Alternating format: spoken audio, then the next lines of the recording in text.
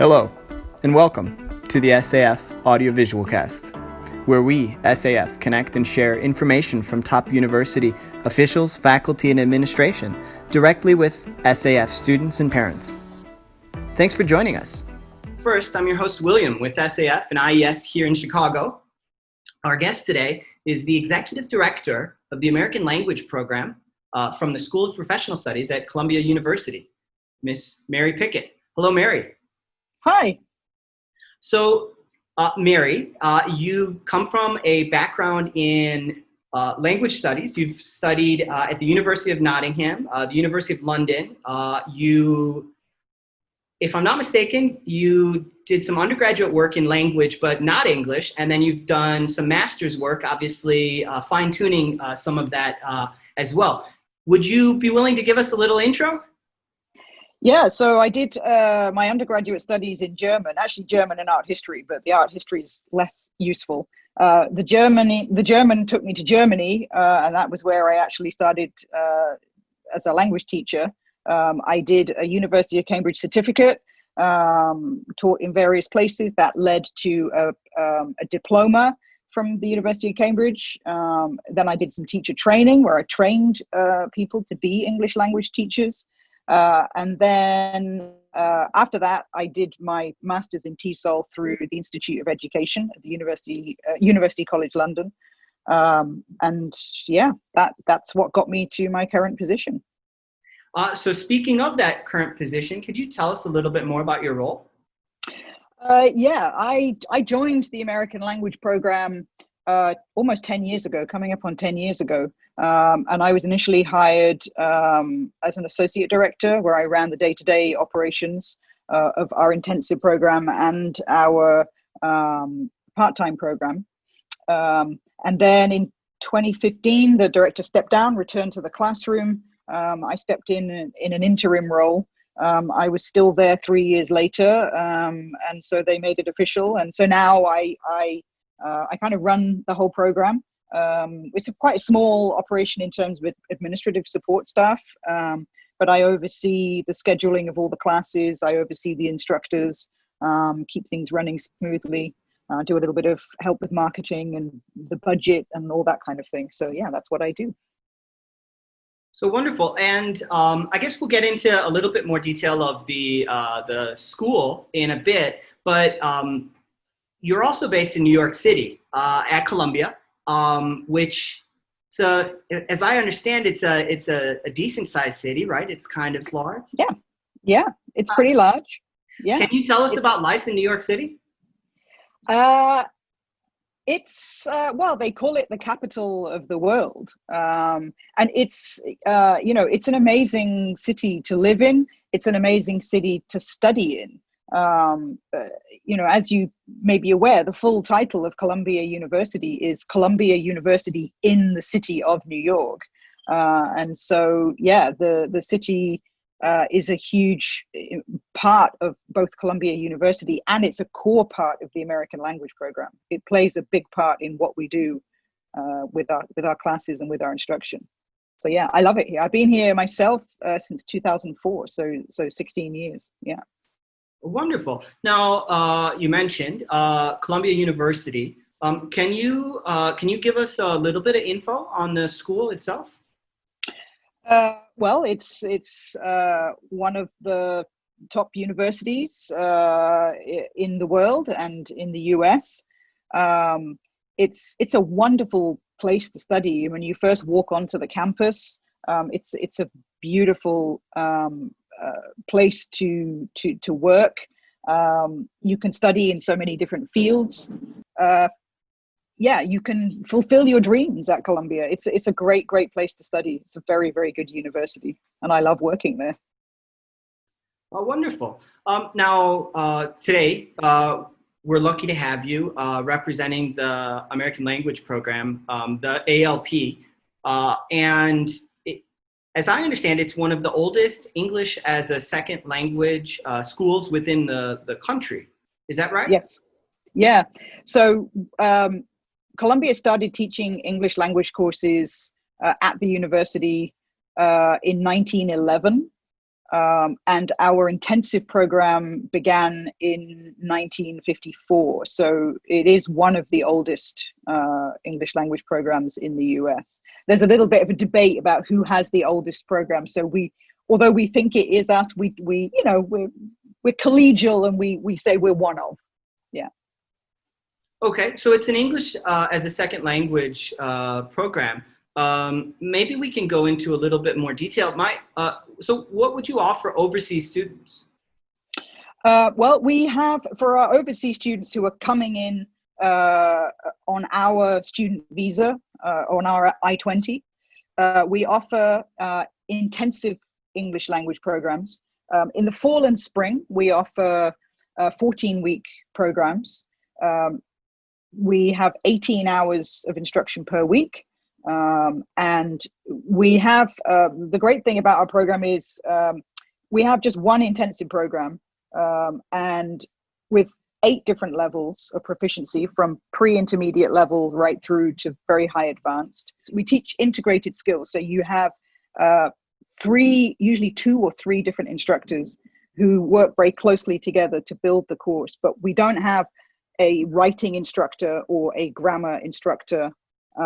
Everyone teaches everything together, which is a more natural way of learning. So that's our fall and our spring courses. And then in the summer, we run various short courses. So we run 3 short 4-week summer courses, what we call summer A, B, and C. Those are project-based courses. So you study different aspects of one main theme. And then during the course, you work with your classmates to create a written and a spoken project, and you present that to the school, to the ALP, at the end of the course. So that's the summer intensive. We also have an 8-week advanced academic preparation course, which is for students who are about to start their studies in the US. It's a very rigorous academic program. You write a research paper. And then we also have a 3-week business course, business English course, which is for business professionals and those who are about to begin an MBA program here in the US. And so that's a high level business English course. So that's kind of what we offer. Wonderful. Now, how does the American language program stand out compared to other English language learning options? Well, we have a very high standard of instruction. We have a very well-known faculty. Our faculty write the textbooks that other language programs teach from.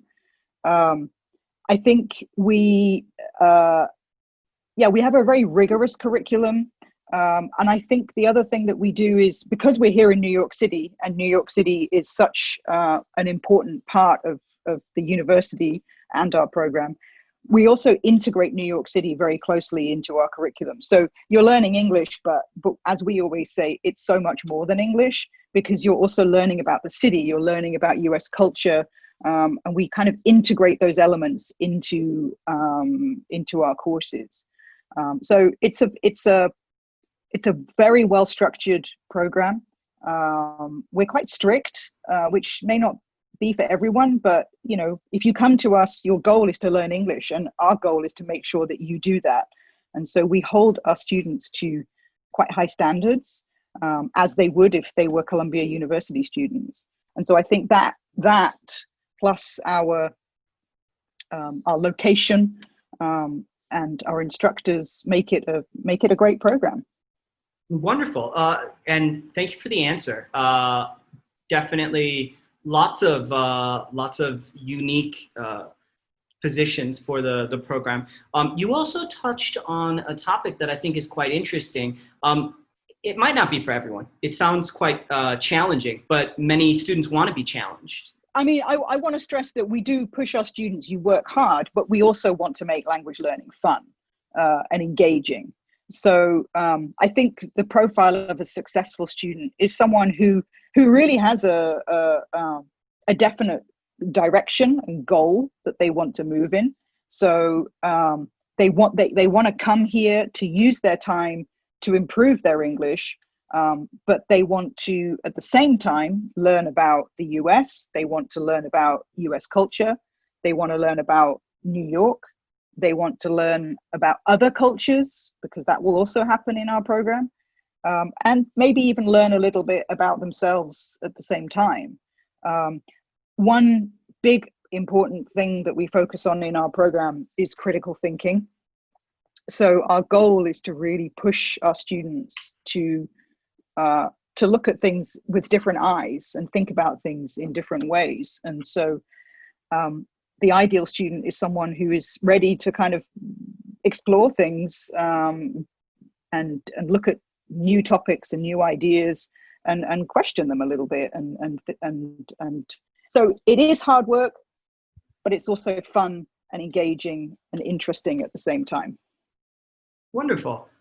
Now, as an incoming student, someone who is thinking strongly about joining the ALP, would they have to take a placement exam like the IELTS or TOEFL? For our regular intensive program, we do have an online placement test. It's actually from Oxford University Press, because we do have a minimum entry. Because we don't teach beginners, so there's no level 1 or level 0 class in our program. So you have to come with a basic understanding of English and be able to use English in basic ways. So we do have that test that people take after they apply, but before they are admitted. So that's for our intensive. For the summer advanced academic preparation program, you need a TOEFL score. I think it's about 72 or 75. And also for our English for Professional Purposes business course, you need a TOEFL and you need a bachelor's degree. So as a student, how is that student how is an ALP student part of the rest of campus? Or are they, or are you separate? No, all American language program students receive a Columbia ID. With that ID, they can access all of the libraries, they can access computer labs, they can access the student center. They are truly part of the university. They can join all of the student clubs. There are hundreds of them. They can join the gym. They can attend university events. So there are lots and lots of events that go on weekly at the university. So there might be, lectures, theater events, all kinds of things. And ALP students can access those events. And with that Columbia ID, it's kind of a passport to the city, because you can also use that ID to get into lots of museums and galleries for free as well. So you get access to the university and you also get access to the city as well. Many of our students and prospective students are also interested in maybe studying English and then also studying at Columbia in other ways. Right. Specifically, maybe I would ask you, can students study at the ALP and then later take courses with other schools at Columbia? They can. But I have to be honest, there is no direct, easy path from the American language program to Columbia. So many universities will have a conditional admission system where you take classes and you automatically get entry. That doesn't happen at Columbia because, of course, the standard is very high. We do have relationships with different departments at Columbia. It depends on the degree that students are interested in. So for example, if it's undergraduate, we do have a number of students who go from the ALP. They reach our level 8, which is the minimum requirement to get into the School of General Studies for undergraduate. Usually ALP level 8 is the minimum level required by any school at Columbia.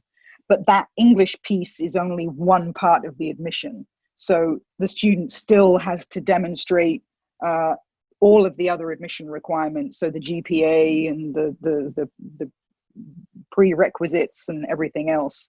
So it's a small piece, and often some schools will still require a TOEFL score as well. If we have a closer relationship with that school, they may take the ALP level over a lower than normal TOEFL score. But we're not, it's possible to go from the ALP to Columbia, but we're not the main method by which a student proceeds to the university. They have to have the qualification and skills to be admitted into that school on their own merit. Sure. Okay.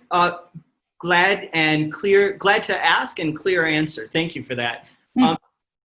Now, Columbia as an institution has many, and some might say some of the best or strongest ties to China.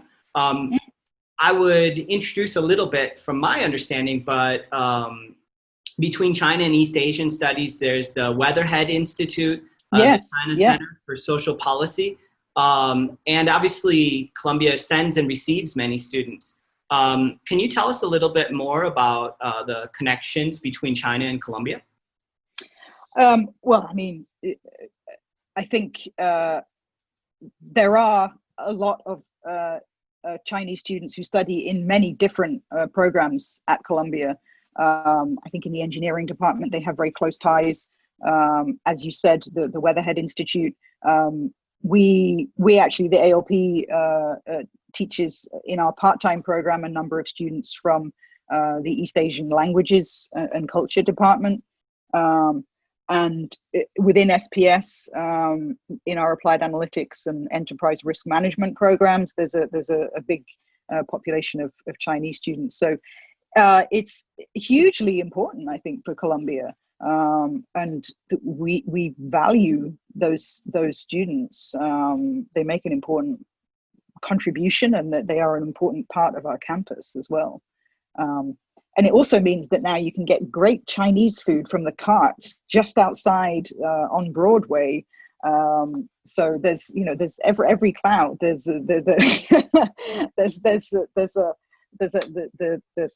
the possibility of getting great Chinese food at any time of day. Mary, this is music to my ears. So this is a wonderful segue for us to begin our conclusion. You've listened to some of our podcasts before, but we love to talk about food a little bit as well. Okay. And you live in a great city for it, both for global options and for Chinese food. Have you ever had, I guess, Chinatown's famous in New York, right? Chinatown is famous in New York. I have had dim sum in Chinatown. But you know, I think really now the real home for most authentic Chinese food is probably in Flushing. And so I have been to some of the food markets, food courts in Flushing, where you walk in and the entire menu is in Chinese. I'm lucky to have a coworker who was born in China but came to the US when he was very young, and so he ordered for me and just said, I think you'll like that and that. And so that was the real authentic experience. But the great thing about being in New York is that you can get food from everywhere, and that's one great thing that our students do. So within their classes, they'll take their classmates to restaurants, from their culture. So we had a Somali student a few years ago who took his classmates to the Somali restaurant and introduced his classmates to food from his country. And so those kind of experiences are fantastic. Yeah. Wonderful. Now, obviously, it's a difficult time at the moment across the board. Our students, our parents, faculty, administration face a lot of different challenges or concerns. Do you have anything to say to them or share with them?